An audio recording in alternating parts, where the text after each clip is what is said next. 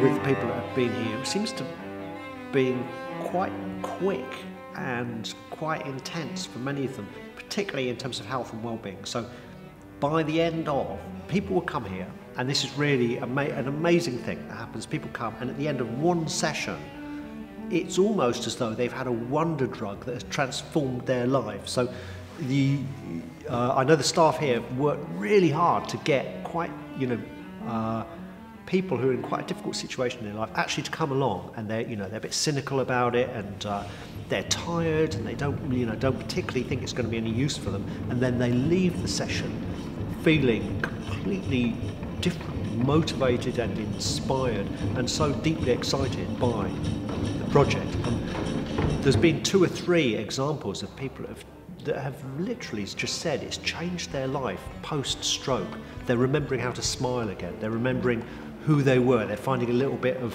their real self back again through the project. That's been really striking, this.